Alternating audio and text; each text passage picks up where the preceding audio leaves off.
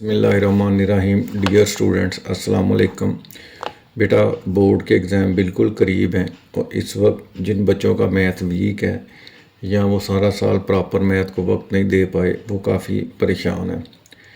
तो अगर आप दो तीन सिंपल चीज़ों पे अमल करते हैं तो इंशाल्लाह ताला आप अच्छे नंबरों से मैथ का एग्ज़ाम पास कर सकते हैं। एक तो ये है कि सबसे पहले आप अपनी अब डेली रूटीन बनाएं जिसमें थोड़ा बहुत मैथ आप डेली करेंगे। उसमें सबसे पहली जो चीज़ आपने करनी है वो ये है कि आपने एक चैप्टर के जो MCQs हैं एक्सरसाइज वाले, वो डेली ज़रूर करने हैं। उसके बाद चैप्टर वाइज आपने हर चैप्टर में जो सिंपल और छोटी डेफिनेशंस हैं वो याद करनी है।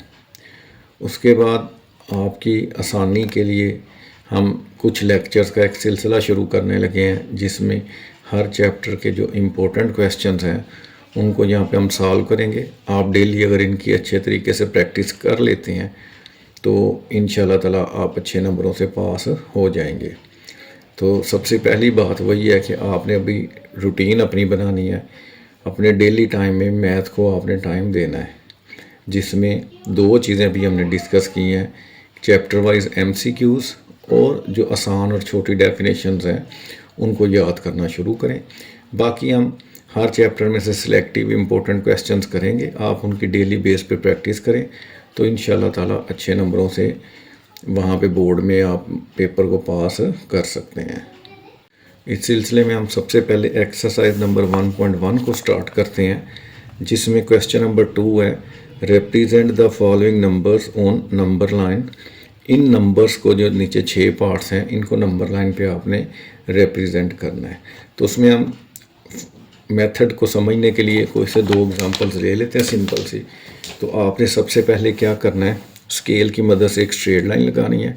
उस स्ट्रेट लाइन के बिल्कुल सेंटर में हमने ज़ीरो लेना है। ज़ीरो के राइट साइड पर आपने एक जैसे फासले पे निशान लगाने हैं। ये भी आप स्केल की मदद से कर सकते हैं। तो राइट साइड पे पॉजिटिव इंटीजर्स और जो लेफ़्ट साइड है वहाँ पे आपके पास नेगेटिव इंटीजर्स आ जाएंगे, -1, -2, -3।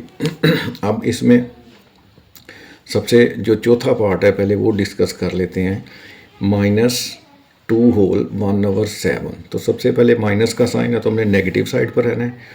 2 होल का मतलब है कि 2 के बाद, अब 2 के बाद जो एरिया है उसको करना है 1/7, मतलब पहला हिस्सा कितने हिस्सों में से, 7 हिस्सों में से।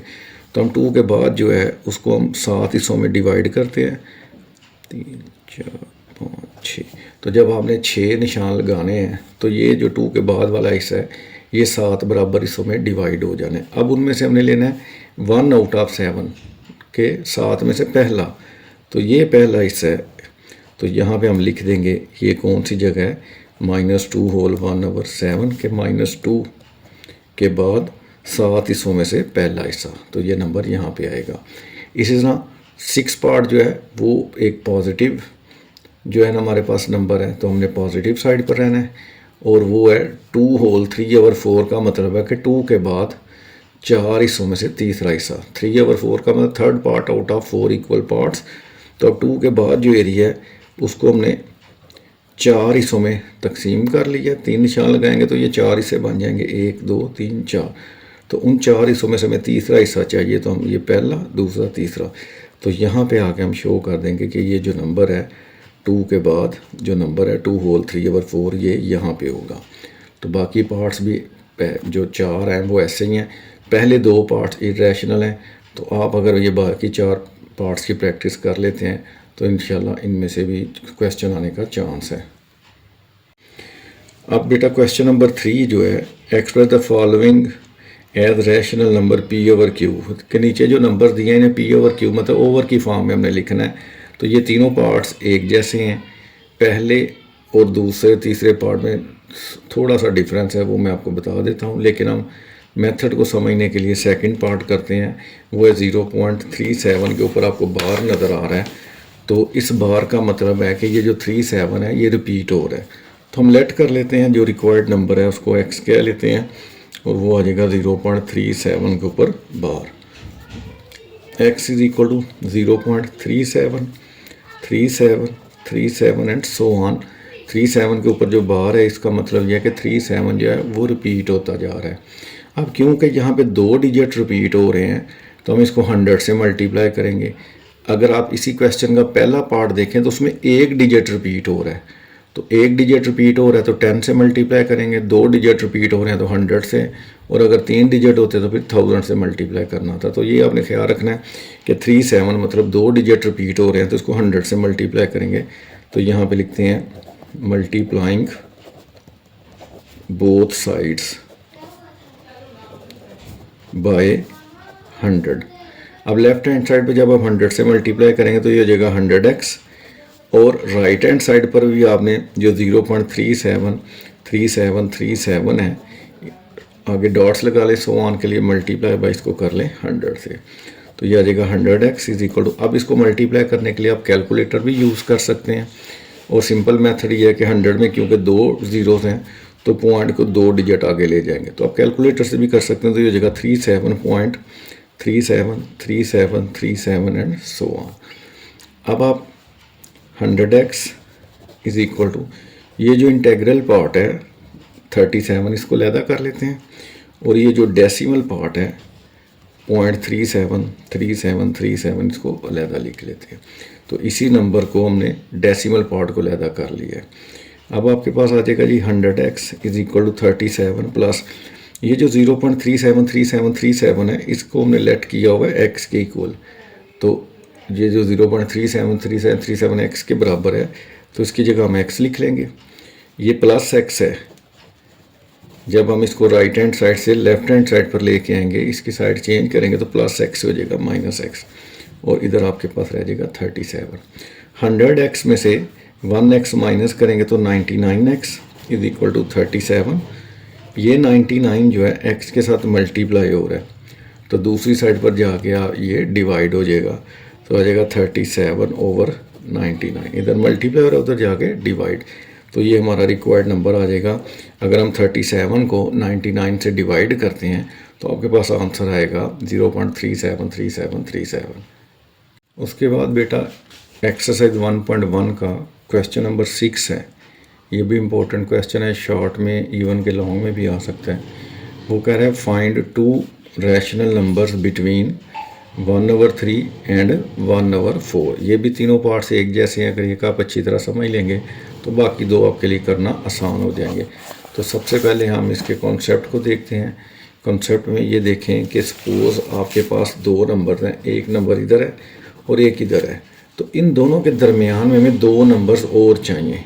तो उसका तरीका ये होगा कि हम पहले इन दोनों जो नंबर हैं उनके दरमियान एक नंबर फाइंड कर लेंगे, फिर पहले नंबर और ये जो दरमियान वाला नंबर फाइंड किया, इन दोनों के दरमियान वाला नंबर फाइंड किया जा सकता है, या जो दूसरा नंबर था और ये जो फाइंड किया इन दोनों के दरमियान वाला नंबर फाइंड किया जा सकता है।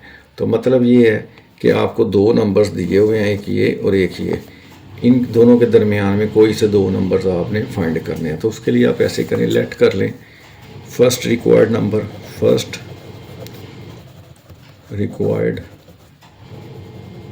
नंबर। उसके लिए आप क्या करेंगे कि इन दोनों नंबर्स को 1/3 और 1/4 को प्लस करेंगे, दोनों नंबर्स को प्लस करेंगे और 2 से डिवाइड कर देंगे। ये सिंपल मेथड है कि दोनों नंबर्स को प्लस कर दें, ऐड करके 2 से डिवाइड। इसके लिए मैं एक एग्जांपल का सहारा ले लेता हूँ कि सपोज हमारे पास 2 नंबर हैं 4 और 6, आसान सी मिसाल है।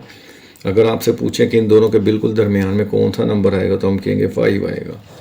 तो बेसिकली हुआ क्या है कि 4 और 6 को ऐड किया, 4 और 6 को ऐड करेंगे तो आएगा आंसर 10, और 10 का जब हाफ करेंगे मतलब 2 से डिवाइड करेंगे तो आपके पास 5 आ जाता है। तो जब भी कोई से 2 नंबर्स के बिल्कुल दरमियान वाला नंबर लेना है तो आपने क्या करना है, उन दोनों नंबर्स को आपस में प्लस करना है, ऐड करना है और फिर डिवाइड कर देना है किससे, 2 से। अब बेटा 1/3 और 1/4 को आजकल कैलकुलेटर्स भी इसका आंसर दे देते हैं, लेकिन आप अगर इसको रवायती तरीके से करेंगे 3 और 4 का एलसीएम आ जाएगा 12, 3 4 4 1 4 प्लस 4 3 या 3 को 12 बनाना है, एलसीएम क्योंकि 12 आया ना, 3 4 12 आया है, तो 3 को 12 बनाने के लिए आपको 4 से मल्टीप्लाई करना है। तो नीचे अगर 4 से करेंगे तो ऊपर भी 4 से मल्टीप्लाई करना है, तो 4 1 4 हो जाएगा। इस तरह इस 4 को जब 12 बनाना है तो 3 से मल्टीप्लाई करना पड़ेगा। अगर आप ओवर के नीचे डिनोमिनेटर को 3 से मल्टीप्लाई करेंगे तो न्यूमरेटर को भी 3 से करना पड़ेगा। तो ऊपर न्यूमरेटर 1 है, 3 1 3 हो जाएगा और डिवाइडेड बाय 2। 3 + 4 करेंगे तो 7, ओवर में आपके पास आ जाएगा 12। ये जो डिवाइड है हम इसको कन्वर्ट करेंगे मल्टीप्लाई में।